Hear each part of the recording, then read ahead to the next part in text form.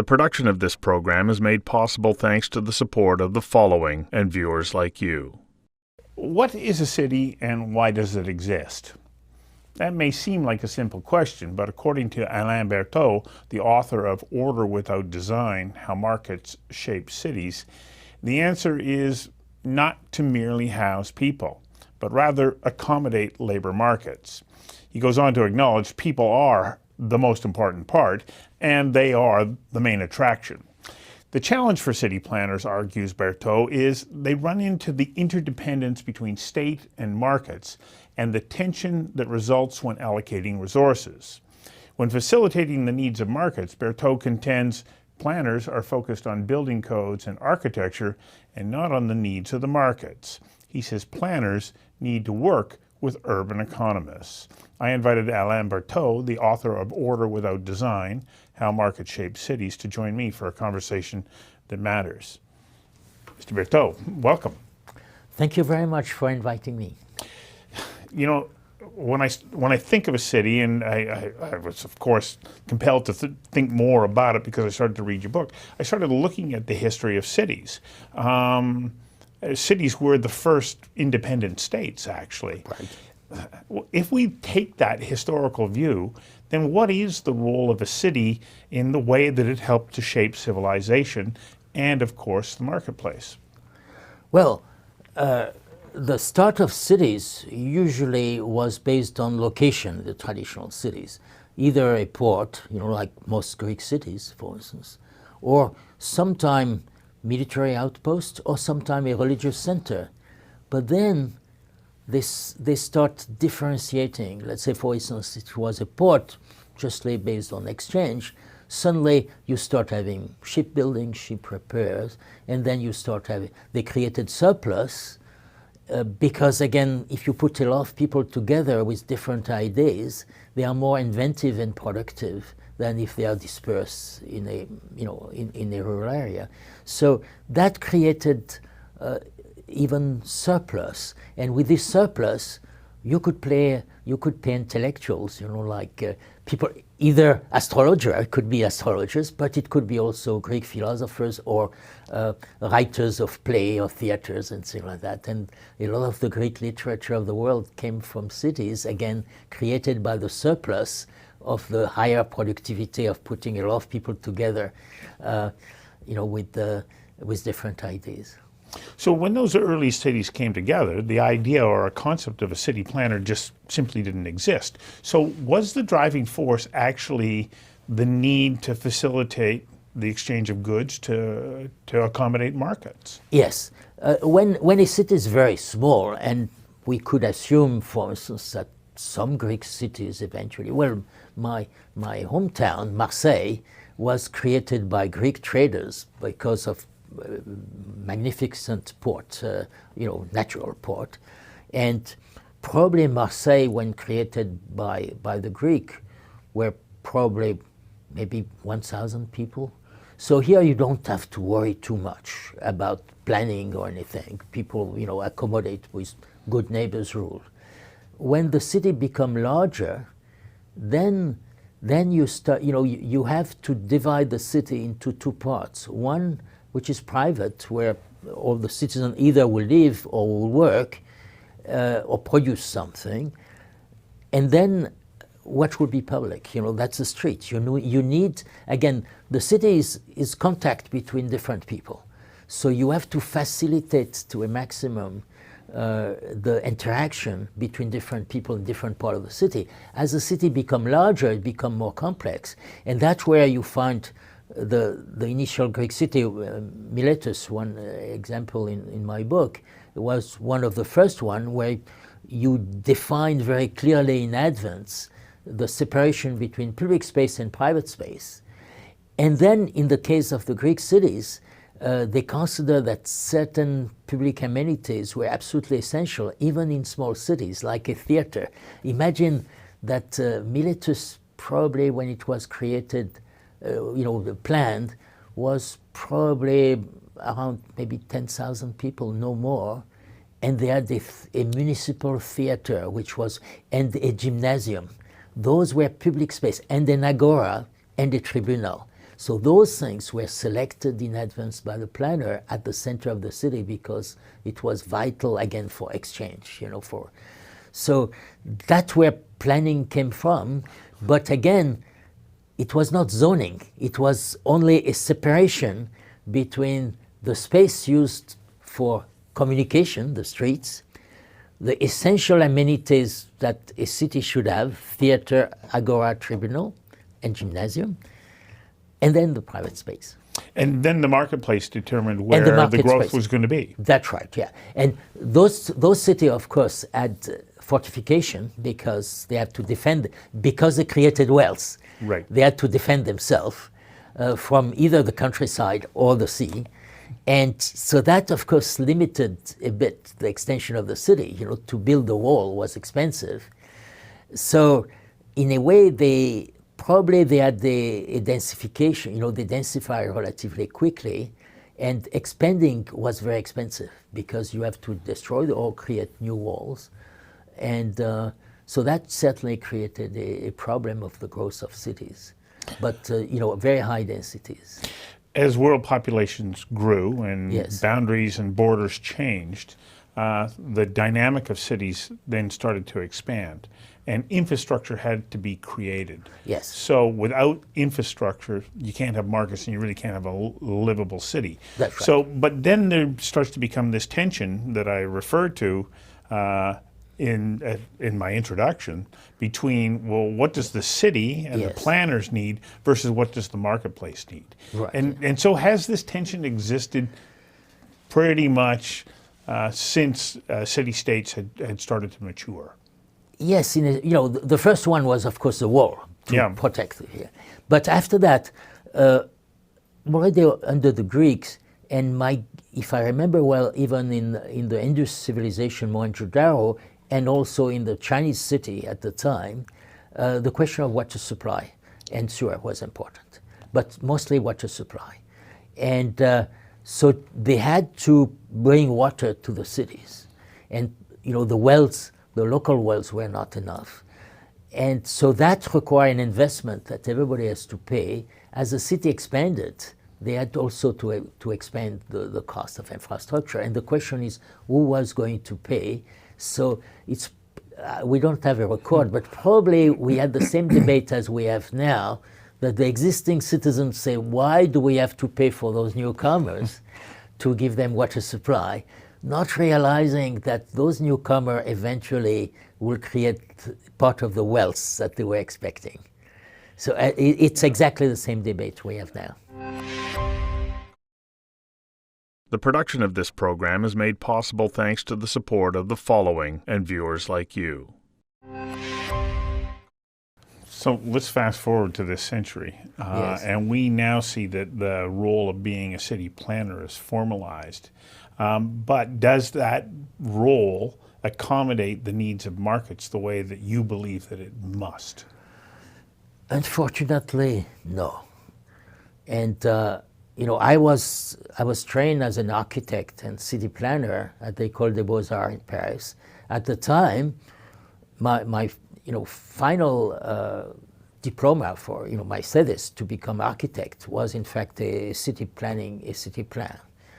But my professor thought that a city was just a big building, so it was not very different from architecture. It was just a little more complex.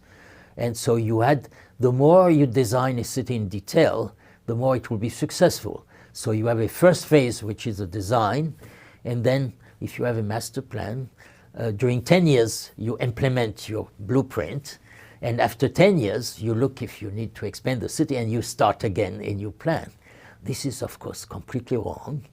And even, planners, American planners who have never been at the École des Beaux-Arts, unfortunately, without knowing, follow exactly the same idea, that the more you plan in detail a city, the better it will be, and you have a phase of designing it and a phase of implementing it. It's absolutely not true. Why is that wrong? Why is that the wrong approach? It's wrong because cities are made of people who come, technologies change, the economic, the income of the people change, consumer tastes change. You know, people, the size of family change. You have, for instance, now much smaller household size than you had 30 years ago, and that requires adjustment. Then that's an internal change in the city, but you are confronted with external shocks. Well, the last one was the COVID, of course, but high interest rate, high cost of energy, high rate of interest or low rate of interest. You know, those are shocks that you have.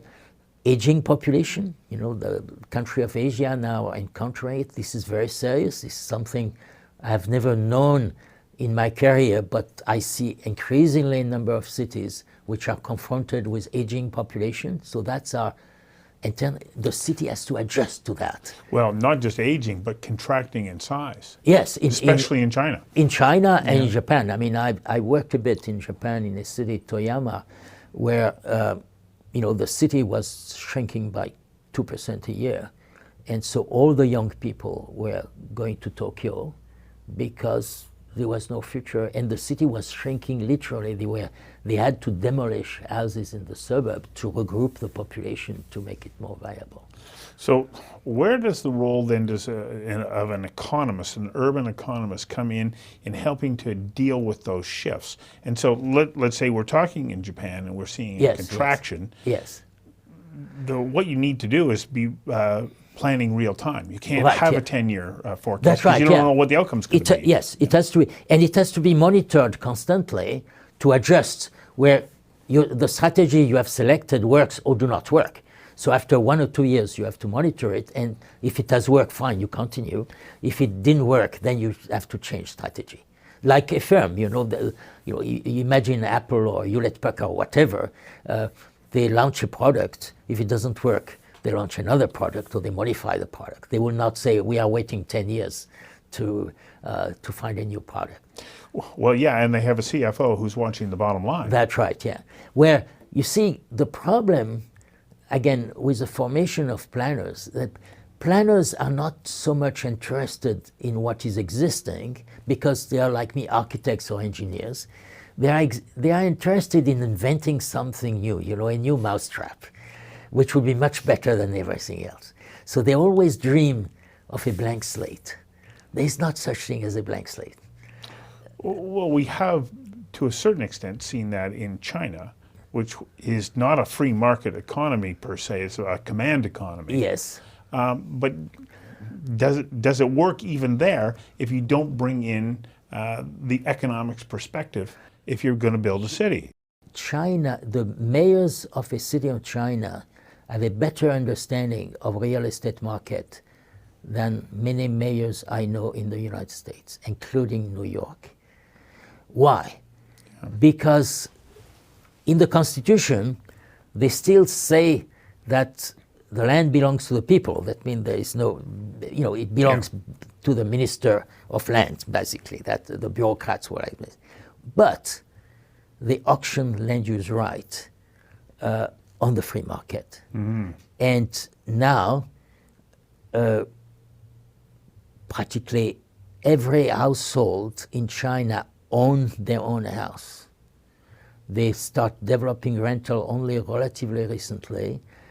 They have China is probably the country which has the least proportion of public housing in the world. The United States own more land under direct administration from the federal government than the government of China. Now it's changing a bit with Xi Jinping, but the big reform of Deng Xiaoping was to create a labor market, first starting in Shenzhen and then expanding to the rest of the country, and to create a real estate market. Now, it doesn't work quite as our real estate market because there are quite a number of banks which are owned by the government, so their lending is not quite, market, thing. They could be political interference in it, although you could find that in Western country too. Mm-hmm. So the mayor, I think, if I say the mayor understand, well, I work with those mayors, and their resources come from selling land use rights. So, and at the same time, so on one side of them sit the urban planner who say we should have townhouses or high-rise or not so high. And on the other side of the mayor is the person who is the financial officer of the city and depends on the sale of the land use right, for the resource of the city, which will be used precisely to develop infrastructure. Which is a completely different model than what we have here. That's right. So the mayor and to a certain extent the planners very quickly understand that if they say they had the fantasy of saying we are going to develop a large area for single family units, the financial officer will say, are you kidding? We are throwing away $100 million for the next year. So that's why I say they understand, they anticipate what will be the auction of, they have enough experience now. The production of this program is made possible thanks to the support of the following and viewers like you. In North America in particular, we see this trend amongst elected officials and the people who work in cities to say, no, our overriding responsibility is to the social structure of the city, not to accommodate commerce. But what they do then is they create that tension where commerce goes, well, if I can't function, you can't get the money. That's right. Yes. But because people are elected based on the idea, well, I'm looking after the people, not the business. Right. Yes. They tend to not invest in infrastructure the way that they need to. And I'm going to be right up front here. I'm going to say I think Vancouver has fallen into that trap. Yes. We are not investing in the infrastructure that accommodates markets, and as a result, the city is under remarkable strain. Yes. Maybe, I will say something which maybe is very paradoxical. Vancouver is a very beautiful city. It has a unique site, with mountain, sea, mild climate. Life is so good in Vancouver that the people who have been there a long time don't want any change at all. And no city can survive without change, without adjusting again to these internal and external shocks. So how do you turn that lethargy or resistance to change around? Something like a talk like you, the press, I think, the media has a big role to play, not to do the easy question, but to try to dig into the issues, including being a little wonky sometimes, being a numeric, and I think that they could have a big influence on people if people understand what the issues are. Because in the long run, if we don't adjust to change, this city that we love very much, and I'm sure people who live in Vancouver for good reason love it a lot, those cities could go the way of Detroit. And especially then here, I think you have a good administration in general, so you will not go the way of Detroit for the same reason. But I could see an aging population, if you do not solve the affordability problem by mishandling the use of land through regulation, through poor regulations, you are eliminating the young from the city. Young graduates would love to be in Vancouver. In Vancouver, they will be probably more productive than if they go in a small town in Canada. But if they cannot afford housing here, they may be tempted to get a standard job in a smaller town where they will be much less productive. And the population of Vancouver will age. So it will take a long time. It will not be immediate because old people can still be productive, I like to think. Right. But missing one generation will be a very dear price to pay after maybe 20 years. I have just come across two stories in the last 2 weeks of people, one from Barcelona and the other from Brussels. Yes. Who immigrated here. Yes. They're going back. They going back to Barcelona? And to Brussels. And to Brussels. They're saying, this is unlivable. We can't afford it. And they have full-time jobs Yes. with children, and they're losing money on a monthly basis. Yes, So because of housing cost. Because of housing costs. Yes, right, yeah. And those housing costs have been driven up by so many different land use policies and... You know, Vancouver, again, is a wonderful city because of the site, which is, again, unique. But it means too, like all the cities like that, you know, I will compare it to Hong Kong, Rio de Janeiro, you know, which has spectacular thing, or, you know, or even Sydney to a certain extent. And those cities have in fact a shortage of land, because if you take a circle, a radius of say 25 kilometers around the city center, 60% is either mountain of water. That means that if you compare the land availability in Vancouver to Houston or Dallas or Atlanta, you have 60% less land. So you have a shortage of land in a way. I'm not saying it's necessarily a liability, because again, the scenery compensates, you know, make the city attractive and things like that. But you have then to manage land much more carefully, because it's a very sparse resource. A bit like a city in the desert will have to use water, you know, to be very, very careful about the way they use water. You know, where if you are in Vancouver, where you have plenty of water, you can wash your car every day if you want. It doesn't matter very much.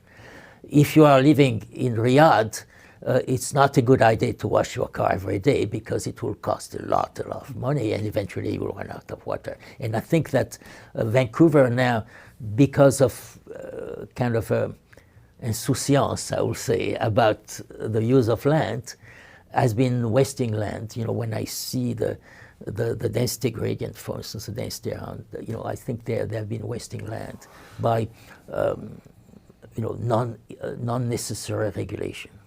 So what role then can an urban economist play in a place like Vancouver in working with planners to help us to address some of these very, very real issues that are just on the horizon? We're starting to see them emerge. Right, yeah, yes. Now's the time to act. Now's the time to act. It can't be a 10-year plan. That's right, yeah, yeah. If you don't want to lose a generation. Yeah. So what role does the economist play? You know, a bit. I'm not so sure in Vancouver, of course, because I'm not so sure it can work here. But say in general, economists work for think tank or academics, and they are, I think, pretty good at analyzing things, but after it has taken place. So, for instance, you read a lot of papers about the inefficiency of land use in Atlanta, in Vancouver, in different things. But those people write for their peers. They don't really participate in the, you know, you have to participate in the city administration at the time you establish those regulations.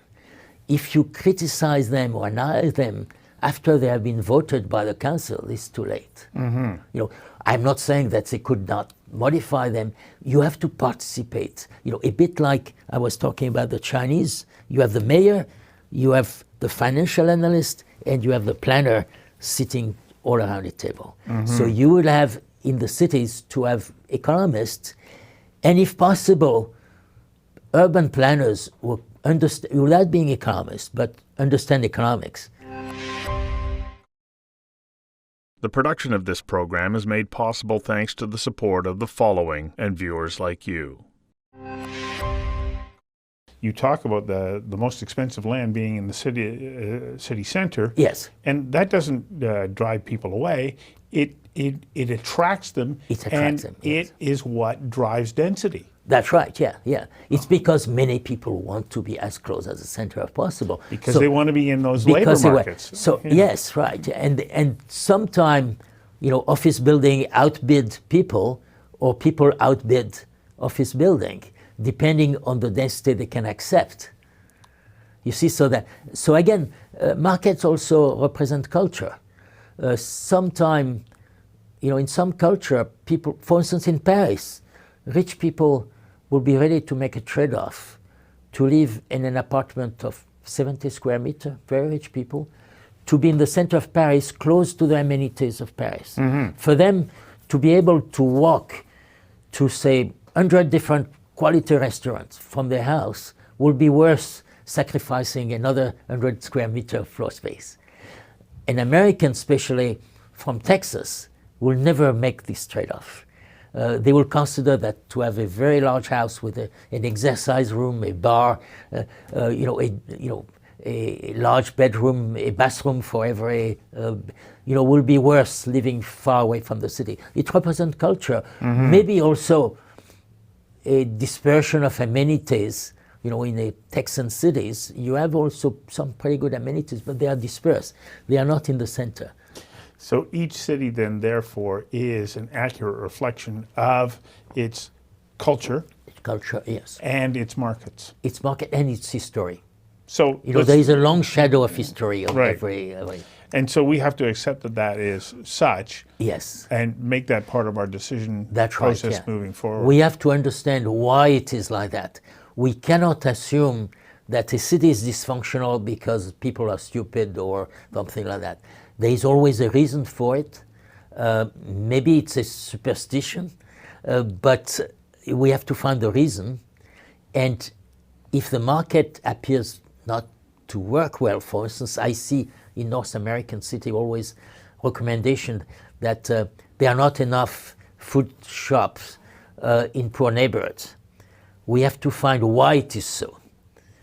It could be that the poor are not, let's say, do not have the means to, the food, especially good food, say fruit and vegetable are too expensive for the poor. They'd rather have something which is more filling and cheaper. It could be that there is a crime level and, say, entrepreneur hesitate to go there because the risk, maybe they cannot get insurance or something like that. It could be something like racism, could be, but we have to find the reason. And if we hope to make a change. If we hope to make a change, and then find a market solution to it. We cannot have a food, let's say food store, which is run by the municipality. This doesn't work very well. Imagine we all complain that the market do not deliver enough affordable housing. On the other hand, if you look at all the regulations, you find that there is a minimum plot size, minimum apartment size, that all regulation oblige you to use more land than you will want. Because if you put a maximum floor ratio, the proportion, it means that if we didn't have this floor ratio, probably you will use less land for the same amount of floor space. So we force you to use more land. So all those regulations force you to use more land. It's a bit like if you had people who were malnourished, that you put a regulation saying everybody will be obliged to have a meal with 1,200 calories. If not, it will be outside the city. That's not the way to solve a famine. If you want to solve a famine, you bring more food to the city. You don't put a regulation saying the minimum amount of food you have to have should have 1,000 calories. Well, a city, as we discussed, is a reflection of the people who live there, the markets that they serve, and the planners and elected officials who try to steer it. But as you pointed out, 10-year plans aren't going to get you moving forward in the most positive of manners. Yes. Yeah. No, I mean, in my book, I give the example of the master plan of Hanoi. Now, the master plan of Hanoi was not designed by Vietnamese. In the good old tradition, they ask very competent consultant to prepare the plan. The plan was prepared by architects and engineers, urban planners, and they decided that 70% of the land around Hanoi should remain agricultural. And so they designed and that Hanoi should leapfrog across this agricultural land and then develop on little hills west of Hanoi. And the idea was you will have this agricultural belt. They even decided that area where you will have agro-industries, that mean, making, pasta or something. Yeah, you know, processing noodles, and so on. processing Yeah, agriculture. And they decided that people who live there will remain working in paddies. Now, cities are labor market. If you are a farmer 15 kilometers from Hanoi, the income is such that you probably can afford a motorcycle. With a motorcycle, you can go to Hanoi, work in construction industry, probably become relatively, fast, an electrician or a plumber or somebody, pouring concrete. You will get a salary which is 3 or 4 times what you will get planting rice. On top of it, you will have migrants coming to Hanoi who will come to your farm, and if you can build 5 or 10 little houses there with a well in the middle, you can rent those houses to those workers, and you will make much more money than planting rice. But the city was designed to be able to accommodate that kind of innovative and entrepreneurial thinking. Yes, right, yeah. And the master plan negates that. They have the naive idea, it sounds like magic, that if they color the part of the city green, the people who live there will say, oh, the master plans say we should be farmers, and they will be happily farm, while the other are making quite a lot of money being, plumber or electrician there. So that's a complete naivete, again, the complete misunderstanding of what a city is all about. Right. And the magic of design, plans, like if, it's magic, that you color green, and then people then remain farmers because they live in a green area. I find it fascinating that as we look at cities, it's such a dynamic development that we need to stay attuned to what's happening in the minute. We need to really be responding real time. Yes, if we hope to maintain the health of and right. ensure the future success of a city. Yes. And the advantage we have compared to when I started my career is that we have now, technology gives us means to understand the city much better than we had before. Right. We have data. Yeah, a lot of data are extracted in real time. Yeah. Before, for instance, when we wanted to know about commuting, we will have to commission a survey. We will have people on the road with a counter like that who will count vehicles, or we will put a little pneumatic line on the road, which will tell us how many. And then from there, we will extrapolate what the traffic was, where they were coming from. It was very costly, not very accurate, but it gave us a vague idea about commuting. Now we have this in every day, every hour, every minute, we can know what's happening. The question is to put together the people who have the skill to extract the data, because you need, it's not self-evident, you need a lot of skills, and the planners who know how to use the data. Yes. And but it's an exciting future. It is an exciting future. Thank you very much for coming in and sharing just a few of your insights. And I realize that we wandered all over the place, but I really appreciate it, and I'm fascinated by where we're at and understanding how to plan and manage cities.